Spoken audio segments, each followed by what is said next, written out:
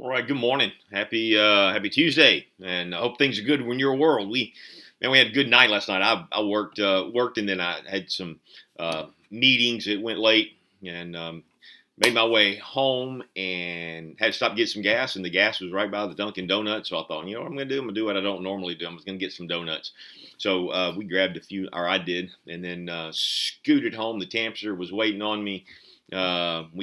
I jumped in the shower, and then we sat down and watched a Hallmark movie, Christmas movie, because that's what we do in our house. And it was good, and enjoyed the donuts and some coffee. And she had some milk, and it was just a good day. So ready for this one, and ready to jump into some truth with you. So we're in Luke chapter 11, and Jesus is on a roll, if you will. So we're in the middle of this story where he is beginning to talk about the Pharisees and their lie. Remember, they asked for a sign. Now, this was after. They have seen all that Jesus has done. They've seen every miracle he's done. They've seen, or at least seen or heard. They've seen all the healings, all the demonic deliverances, all of the miracles that he had done, the calming the storm. They heard about that, the feeding of the 5,000, the miracle of the growing fish, creating food, the turning water into wine, all of that they had heard about. And yet they then began to, after he healed a demoniac who was mute by that demon, or exorcise that demon out of him, they began to say he does that by Satan. He's a tool of Satan. That's what they were screaming, and so then they said we want a sign. And after Jesus had this argument about, hey, that's logically incoherent, that I am a tool of Satan, coming against Satan and his demons. And so then they said, well, give us a sign. And he said, I'll give you a sign. It's one more. You're going to see me raised from the dead, just like Jonah was in the belly of a whale. And so he used two illustrations to talk about why they're screaming for a sign is silly, because Ninevites all repented. The whole area, the whole region, their animals. They even fasted their animals in desire to be rid of their evil ways. And Jesus says, "Hey man, there's something greater than Jonah here." And then he said, "Listen, Queen of Sheba came confounded by what Solomon had done with his wealth and his wisdom. And she came and found that it was all sourced from God himself, and that everything she had heard about him was true and more." And he said, there's something greater than Solomon here. And so then we began to look at these the argument about light, and which we looked at yesterday, that Jesus says, listen, light is about perception, a revelation, right? Sight is about perception. He's saying, listen, the revelation, you already have the light. I have seen it. You don't have a light problem. You don't need one more sign. You have seen enough light. You have seen the glory of God displayed in me. He said, what you lack is spiritual perception. You're blind. You're blind. That's your problem. And so as he gave that, which we looked at yesterday, then now we jump into verse 37, and it says this. Now, when he had spoken, so here's some Pharisees, and they're listening in, and he's, let me just read what was said before. No one lights a lamp, puts it under a cellar, under a basket, or on a lampstand, so that those who may enter may see the light. They put it on a light. So he said, I've done that. I've done that. God has displayed his light in me. Your eye is the lamp of your body, right? So now, that's light, but now your eyes are how we see light. And when my eyes are clear, then my whole body is full of light. But if my eye is bad, then I'm filled with darkness. Even though light is everywhere, it doesn't. My eyes can't see it, and so it doesn't filter through, and so I'm dark. And so this is what he was saying to them, and that prompted a Pharisee to say, "Man, I'd like to have you over for lunch." Listen to what it says. Now, when he had spoken, a Pharisee asked him to have lunch with him. And he went in and reclined at the table. So, no big deal, right? Jesus was accepting of all of these things. And so the Pharisee said, come have lunch with me. So he does. Now, you know that there were other friends there. Later on, Jesus is going to say, woe to you Pharisees, kind of in a plural sense. And so no doubt Jesus wasn't the solo attendee at this lunch. There was others that were invited too, probably his friends, his Pharisees, and all that. I doubt anyone else, but it would have been a house full of Pharisees and Jesus. And so it says, when the Pharisee saw this, have lunch with him, right? And he reclined at the table. So Jesus comes in, greets and just goes to the table. Now, what the Jews had was a ceremonial hand washing. So they would go in there and they had a specific amount of water that they would use, and it was very specific in their rules. And then they would take it and they would dip their hands in it and they would let that water kind of trickle down their wrist, like a doctor when he's doing surgery, right? And so that would happen. And none of this was Bible. None of this was to hygiene. None of this was, hey, let me clean my hands because this was ceremonial. Let me get the dirt of the world off of my hands because I am holy. And so, I might have touched a Gentile out on the street, or I might have picked up something that they had touched, right? And so there's this, they would come in, much like, you see the Catholics, they go into church, they dip their hand in the water and they go on. It's that kind of a thing. It's just this habit, right?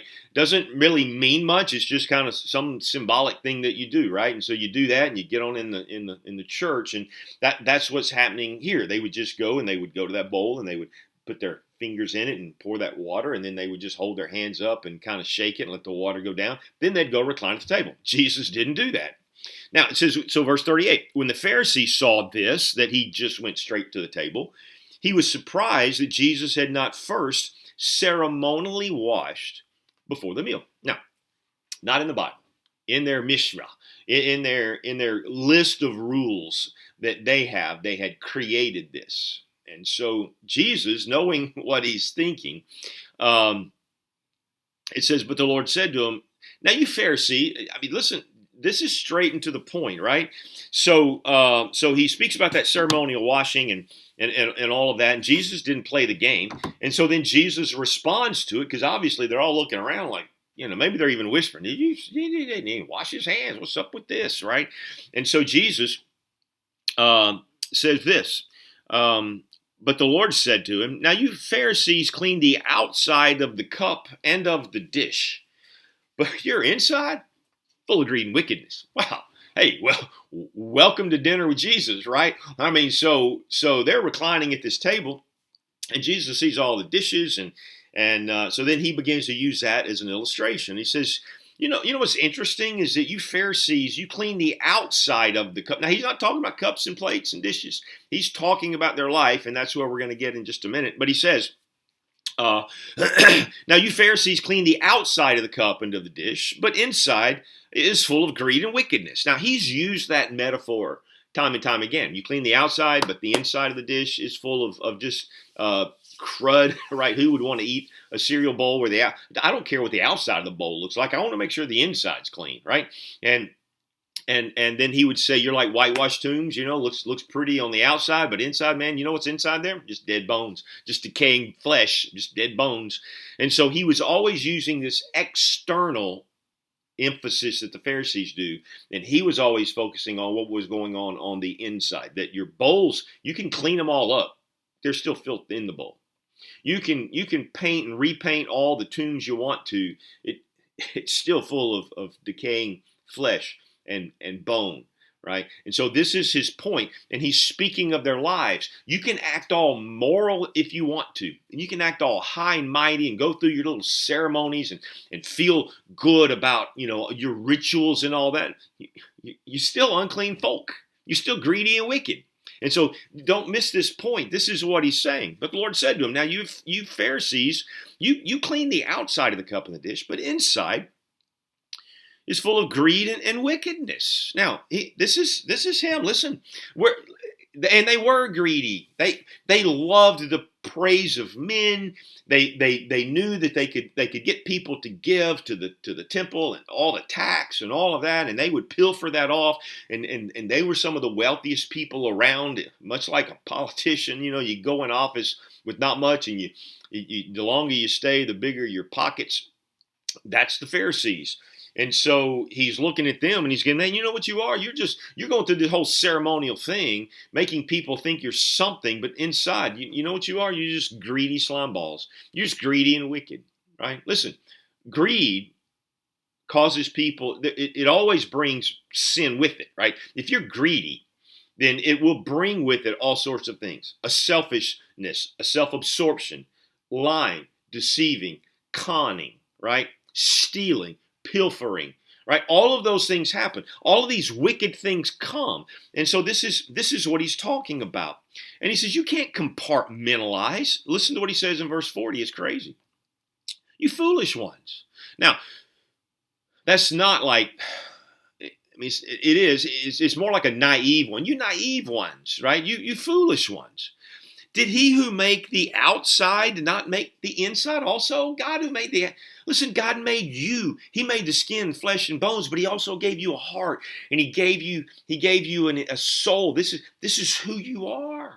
You don't dichotomize that. You don't compartmentalize that. You don't go, well, I'm clean on the outside and not worry about what's going on the inside.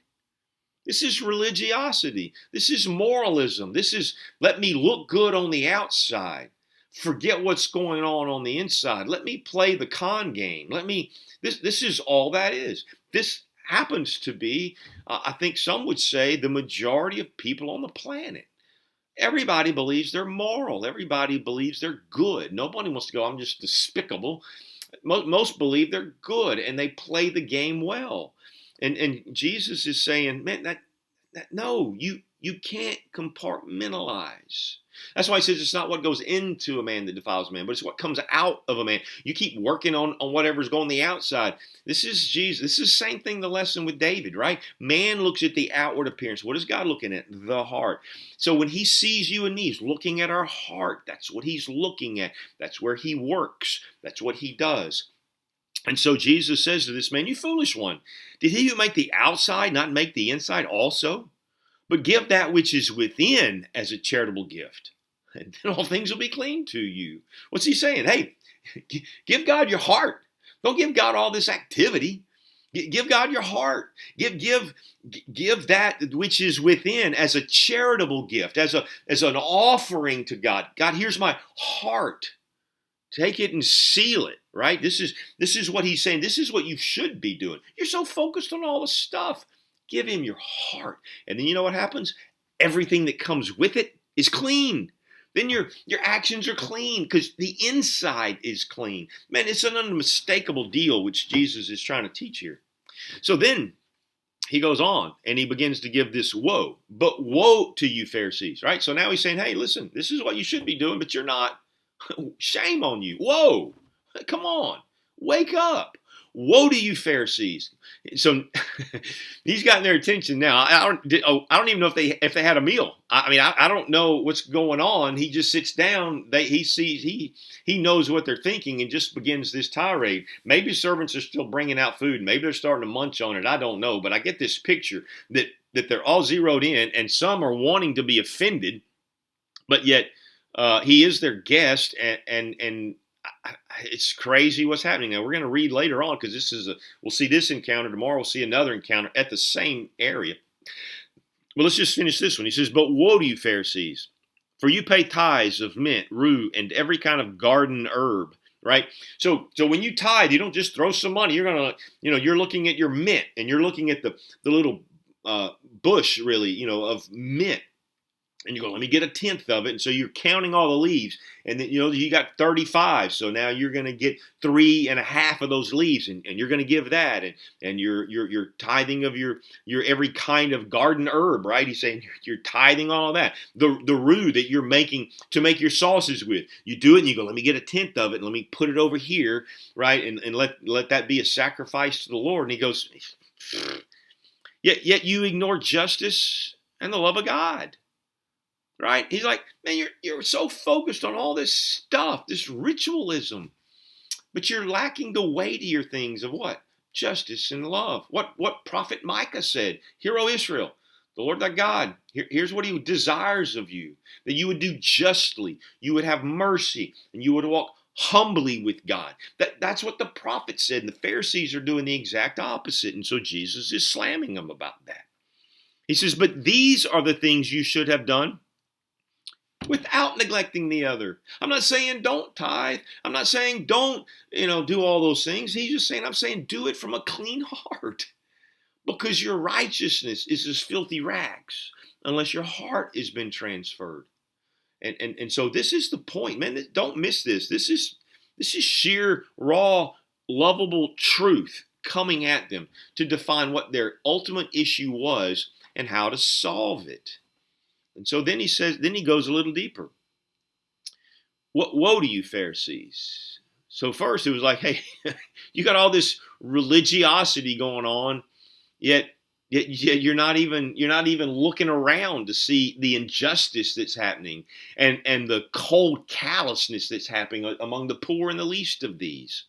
And he says, let me give you another one. Woe to you, Pharisees, for you love the seat of honor in the synagogues and personal greetings in the marketplace. He said, you love to be seen by people. You love it when people stand and rise to attention as you walk in a room. And you love when people jump out of seats to make sure you get the best one. He says it's all about you. You're longing for this praise. And then he says this, woe to you, for you're like unseen tombs, and people who walk over them are unaware of it. Now, listen, if you don't know all their rules, you miss this. This is the same thing as the ceremonial cleansing. What they believed that it was sinful to touch a defiled body or a dead body, and so they would mark the tombs. They didn't want you. The Pharisees were the ones who drove the whole concept of whitewashing tombs and making sure that no one could mistake it for just a rock or something else, but that it was so that you would stay away from them in that sense. And they made sure graves were marked because they also believed if you walked over one, it would defile you. These were their rules. These were their laws. And Jesus says, you don't even realize that you are those dead people.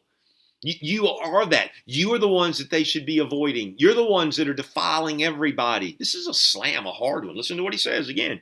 Woe to you, for you are like unseen tombs. You're like unmarked graves. You're dead. And people don't even know it, and they're coming up trying to get next to you, and you actually are bringing defilement on them by your own, little ideas of holiness. And so he's saying, listen, you're just unclean. This is your problem. You can't see because your heart is filled with greed and wickedness. And so though light has come, so revelation has come, you can't see it. You're so blinded by your religiosity. You're so blinded by your rules and your laws. You're so blinded to what's going on in everybody else's world because it's all about you. So you don't see the injustice happening in your world. You don't see the cold callousness and lack of mercy that's happening in your world. You miss all that because you're so focused on having the chief seats and everything. It is this pride that Jesus is coming against. This idea that you can somehow make yourself holy. That's the message for today. And hey, round 2 tomorrow. All right. Lord bless you. Can't wait to share more of this stuff with you in the morning.